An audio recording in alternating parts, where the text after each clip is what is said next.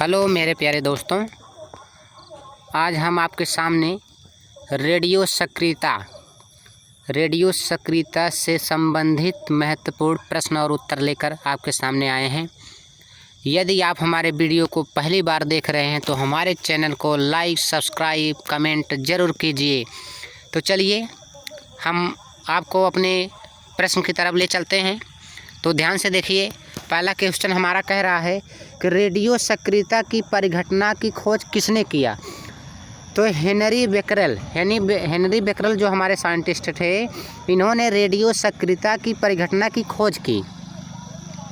दूसरा है, रेडियो सक्रियता किसका गुण है।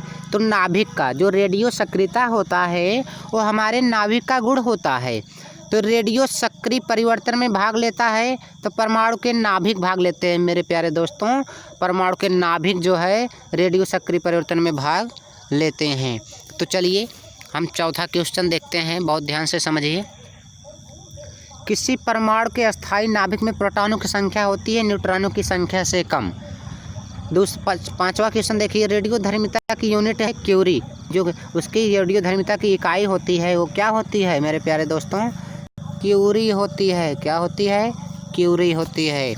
अगला छठवां क्वेश्चन हम आपको दिखा रहे हैं, रेडियो धर्मी तत्व किसका उत्सर्जन करती हैं। तो आंसर है अल्फा, बीटा तथा गामा विकिरण की। तो चलिए, अल्फा और बीटा किरणों की खोज किसने किया। तो अल्फा और बीटा किरणों की खोज रदरफोर्ड साहब ने किया। तो मेरे प्यारे दोस्तों, आठवां क्वेश्चन देखिए, किस वैज्ञानिक ने गामा किरणों की खोज की। रदरफोर्ड साहब ने गामा किरणों की खोज की। तो चलिए अगला क्वेश्चन देखते हैं, कौन रेडियो सक्रिय किरण हीलियम नाभिक के समकक्ष होती है। तो अल्फा किरण होती है। कौन होती है मेरे प्यारे दोस्तों? अल्फा किरण होती है। चलिए 10वां हम देखते हैं, नाभिक से निकलने वाले विकिरण में किसकी वेधन क्षमता सर्वाधिक होती है। तो गामा किरण में। अल्फा किरणें हैं हीलियम आयन। अल्फा जो किरणें होती हैं वो हीलियम आयन हैं। 12वां क्वेश्चन आपका है, आपके सामने है, अल्फा किरणों में उपस्थित आवेश है 2 इकाई धन आवेश। अगला क्वेश्चन देखिए, बीटा किरणें बनी होती हैं ऋण आवेशित कणों से। किसके उत्सर्जन से समभारी का निर्माण होता है? बीटा कण से। अगर बीटा कण उत्सर्जित करता है तो समभारी का निर्माण होगा। अगला देखिए, किस उत्सर्जन से किसी तत्व का परमाणु क्रमांक बढ़ता है? बीटा कण से। किस में ऋणात्मक आवेश होता है? बीटा किरण में ऋणात्मक आवेश होता है।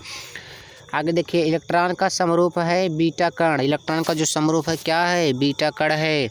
अगला देखिए, समान ऊर्जा की अल्फा किरणों की तुलना में बीटा किरणें बंधन क्षमता अधिक होती है, क्योंकि बीटा किरणों का द्रव्यमान नगण्य होने से उनका वेग अधिक होता है। 19वां क्वेश्चन देखिए, बीटा किरणें किस प्रकार का आवेश वहाँ करती हैं। तो ऋणात्मक आवेश। गामा किरणें हैं उच्च ऊर्जा वाली विद्युत चुंबकीय तरंगे गामा किरणें कहलाती हैं।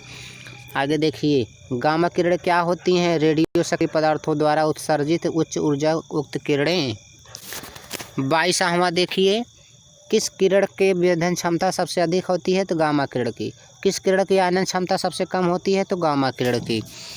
अगला देखिए 24वां, किस किरण के आयनन क्षमता सबसे अधिक होती है। तो अल्फा किरण की।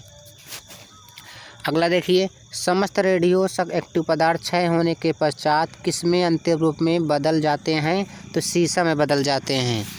किसकी वेधन क्षमता सबसे अधिक होती है। अल्फा किरण की। अगला क्वेश्चन है, किस रेडियो एक्टिव तत्व का नाम उसके खोजकर्ता के देश के नाम पर रखा गया। तो पोलोनियम। अगला देखिए, अगला क्वेश्चन है, कौन सा एक रेडियोधर्मी पदार्थ नहीं है। तो सोडियम रेडियोधर्मी पदार्थ नहीं है। नाभिकीय विखंडन के दौरान श्रृंखला क्रिया को नियंत्रित करने के लिए न्यूट्रॉनों का अन्वेषण करने हेतु किसका प्रयोग किया जाता है। तो बोरान का प्रयोग किया जाता है। 30वां क्वेश्चन देखिए मेरे प्यारे दोस्तों, कौन सा एक रेडियोधर्मी तत्व नहीं है। जर्कोनियम।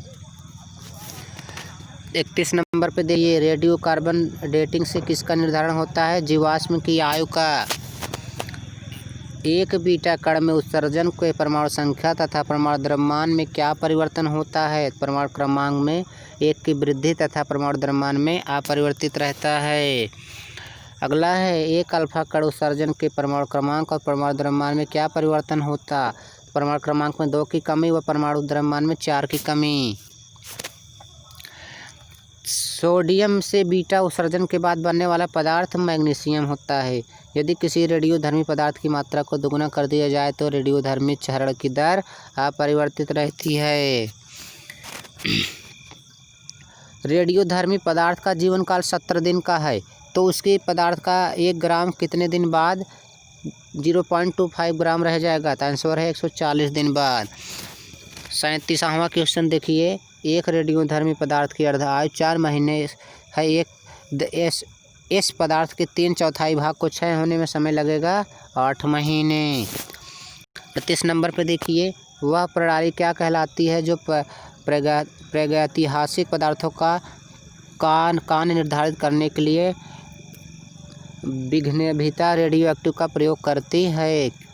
तो इसका आंसर है कार्बन काल निर्धारण।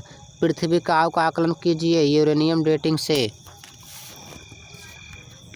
रेडियो कार्बन डेटिंग किसका निर्धारण होता है? जीवाश्म की आयु। अगला क्वेश्चन देखिए, कृत्रिम रेडियो सक्रियता की खोज किसने की? एफ जोलियट और मैडम क्यूरी ने। एफ जोलियट और मैडम क्यूरी ने की थी। यूरेनियम विखंडन की सतत प्रक्रिया जारी रखने के लिए किस कण की जरूरत होती है? न्यूट्रॉन की। परमाणु बम का आविष्कार किसने किया? तो ऑटो हान साहब ने किए थे। परमाणु शक्ति संयंत्र किस सिद्धांत पर काम करता है? विखंडन पर। अगला नंबर देखिए, किस प्रकार की अपक्रिया से सबसे अधिक हानिकारक विकिरण पैदा होती है? विखंडन से। अगला देखिए मेरे प्यारे दोस्तों, कौन सा सौर ऊर्जा का स्रोत है? नाभिकीय संलयन। कौन सा नाभिकीय संयंत्र में मंदक का काम करता है? भारी जल। भारी जल का सूत्र मेरे प्यारे दोस्तों हम आपको बता रहे हैं। तो भारी जल का जो सूत्र होता है D2O होता है। क्या होता है? D2O होता है। 48 नंबर पे देखिए, रक्त कैंसर बीमारी की रोकथाम के लिए प्रयोग किए जाने वाला रेडियो समस्थानिक है कोबाल्ट 60। क्या है मेरे प्यारे दोस्तों? कोबाल्ट 60 है। कोबाल्ट 60 का आमतौर पर चिकित्सा में उपयोग होता है क्योंकि यह उत्सर्जित करता है गामा किरणें। कोबाल्ट क्या उत्सर्जित करता है? गामा किरणें उत्सर्जित करता है। अगला है 50 नंबर पे देख रहे हैं, हाइड्रोजन बम किस सिद्धांत पर काम करता है? अनियंत्रित संलयन अपक्रिया। एक रेडियोधर्मी पदार्थ की अर्धायु 10 दिन है। इसका अभिप्राय है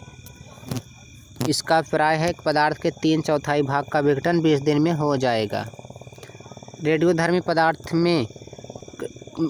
में किस दौरान कोई परिवर्तन नहीं होता? गामा उत्सर्जन के दौरान। अगला देखिए, रेडियो तत्वों में से किसका उपयोग मनुष्य शरीर में रक्त प्रवाह की गति के मापन में किया जाता है? तो आंसर है रेडियो सोडियम का। चलिए 54 नंबर पर हम क्वेश्चन देखते हैं, ये आपका लास्ट है। अल्फा बीटा और गामा विभेदन की शक्तियाँ अपने अवरोही क्रम में किस प्रकार होती हैं? तो गामा बीटा अल्फा। तो धन्यवाद स्टूडेंट, ये रेडियो सक्रियता से संबंधित आपका प्रश्न और आंसर समाप्त हुआ।